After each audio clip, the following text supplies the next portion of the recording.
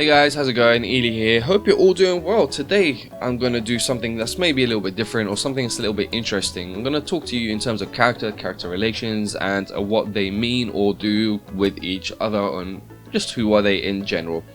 Now there might be some spoiler alerts and some of you may or may not know this already, but it's definitely something interesting to find out if you don't know about this already. So if you enjoyed this, make sure to give it a big thumbs up and subscribe if you're new, and hit that share button. Let your friends know about this. Maybe they don't know something and you can just let them know about this, right? So sit back and enjoy. Right, so if we start off here at the top, we have all the astrals. Astrals is basically the name now for all the, I would say, summons when I used to play them, or aeons back in Final Fantasy 9 or 10 days. So we start off with Leviathan. He is a water-based element, sea goddess. Apparently he's a sea goddess or a sea serpent, and is said to be one of the closest to the gods. Next one we have is Titan. He holds the disc of Cothus, if I'm pronouncing that right, by the way. Moving over, Shiva, Frost Queen, said to be the defender and friend of humanity. Ramu, the next person, or the next astral, is the lightning based, and he protects the Duskay region via 3 runestones, and those 3 runestones are the ones that you had to basically run around and find during the game earlier on before you were able to get him. The next person, or the next astral, is a Bahamut or Bahamut. He is the most mysterious and probably the most powerful. He's similar to Shiva and watches and protects humanity in his own weird alien way. Ifrit, the last astral that we have, he's not a nice guy basically. He just hates humanity and wants their total destruction. He picks a fight basically with Bahamut and Shiva, and you can see this throughout the game, especially if you get to the end of chapter 14 with the boss fights. Moving over to Niflheim. Now if you don't know what Niflheim is, it's basically, just to sum it up, it's the bad empire, the one that really wants to destroy everything and do everything bad. So if we start off with the Niflheim empire, we start off here at the top.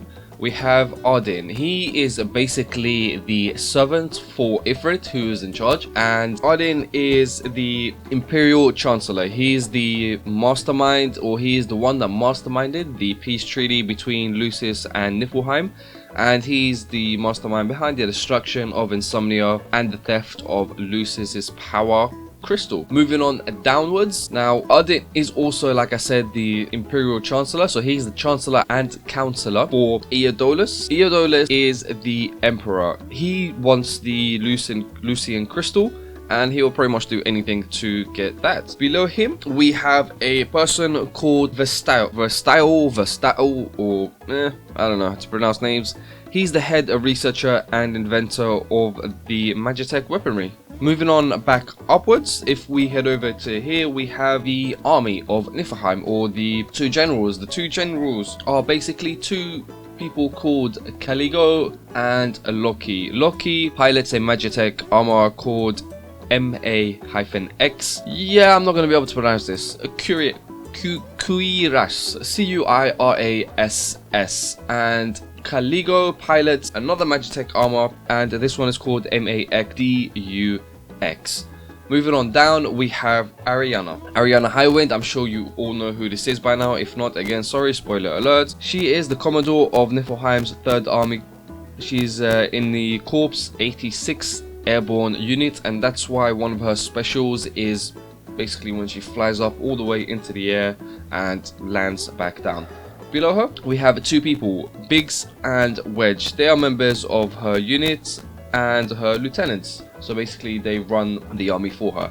Now these 3 people put together, we can call them the mercenaries. So that's pretty much it for the Niflheim Empire around this side. So if we head back over to the Astrals, and specifically Shiva. Now again, my possible spoiler alert, Shiva is basically the same person as Gentiana. Gentiana is the messenger of the gods, or is said to be the messenger of the gods, and Luna's counterpart and attendant. Carry on going downwards, Gentiana is also the protector, of something called a Tenebrae. Tenebrae is pretty much the home of the Oracle, and we all know that Luna is the Oracle in this game, or is said to be. So if we're over here at the Tenebrae, which is the home of the Oracle, let's start off with someone called Sylvia. Now, Sylvia is a mysterious person.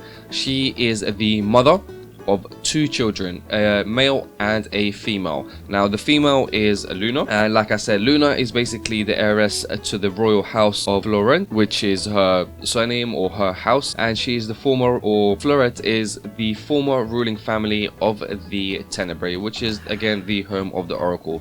And the other sibling we have is Ravus, and Ravus is the elder brother of Luna. So Luna is the younger sister out of the 2 siblings. And Ravus, yeah, he's the older brother of Luna. He's the former prince of the Tenebrae and a high-ranking officer now in the Niflheim army. So he is the new army leader for Niflheim. Finishing off with the Tenebrae side, and if we head on back to the Niflheim side and Vestaul. Now there's a link with Vestaul. He is the biological father of someone called Prompto. So we all know Prompto, Ignis, Gladio and Noctis. They all have a friendship bond, and they are all allies in the new journey of this game. So Prompto, or Prompt, he is an old classmate of Noct and a frequent bad influence, or is said to be a frequent bad influence. He uses firearms in the game. Now this is an interesting fact I didn't know. Apparently the reason why he uses firearms in the games is because he has a lack of experience in battle. Moving on up, we have Ignis. He is Noct's advisor and consultant. They grew up together and received special education for the gifted children. Gladio, he is Noctis's closest friend and pretty much his bodyguard too. Then we have Noctis himself, who is the Prince of Lucis. Sticking with Noctis, let's add a few things. He is engaged to Luna, or Luna Freya. There is a messenger between the 2, between Noctis and Luna, and they are Umbria and Prina. Let's carry on going back upwards in terms of Noctis. Noctis has a father, as the majority of people do. So Regis, he is the 100, or Regis, he's the 113th king of Lucis, guardian of the crystal, and ascends the throne from his father, and his father is called King Mors. Above him, now he has an alliance with the Tenebrae, or Sylvia, as you may or may not know. And Regis, like I said, he is the current king, or he was the current king in the game before he died right at the beginning. Above him, we have someone called Cid. Cid, as we know, is the person that we meet at the beginning of the game, and he can do all these great things with weapons for you. He is the head mechanic of Hammerhead and an old comrade in arms with Regis, and that's how these 2 know each other. Above him, we have someone called Cindy, and Cindy, she is the granddaughter, so Cid is the grandfather of Cindy. Cindy is the head mechanic. No, she's not. Cindy just assists in the business, to be honest. I don't know why I said that. I might take that out. You know what? Fuck it. I'll keep it in. Why not? Now, all of this row put together is, or will fall under Lucis. So this is all part of Lucis.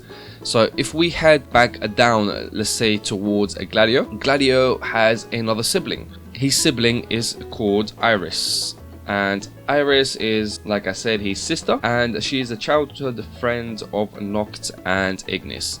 Now they have all the Amicitia, or Amicitia, whatever. They have a family butler. That family butler is called Jared, and he is the grandfather of Talcott Hester. Now Talcott, as we know in the game, we run around collecting, or he's a little boy, and we run around collecting little figures or cactuar figures for him. So now that we've done this bit, let's head back on to the siblings part of Gladio and Iris. They have a father. Their father is called, Kralis, I don't know. And yeah, he also has a friendship, or he's an old comrade in arms. Moving over to the person, let's put someone next to him on the left, and this person is called Kor. Kor is the military commander or lord commander of the royal family's personal guard. So he's in charge of all the guards that are personally put there to protect the royal family. Now let's put one more person. We have 2 more people to go through before we finish. So if we head over back to Kralos and move on upwards, we have someone called Westcam, and he is friends with a lady called Camellia who we met in Altissa. This part of the bonds, or these 2 people, let's put, or on this side, on the left side rather. So if the right side is part of Lucis, the on this specific part is a part of Altissa or Altisha. To put it in lastly, we have the Westcam, Core, Sid, Kralos and Regis, and they are all allies in the journey from about 30 years prior to the game, or where you are at when you play the game. So there you have it, folks. That's pretty much all of them right there. I mean, it took me quite a while to put this together, so I do hope you appreciate this. If you do, just make sure to give it a thumbs up and subscribe if you're new. Maybe hit that share button and let someone else know that may or may not know about this already. And yeah, guess I'll see you on the next video, guys. Happy days, take care.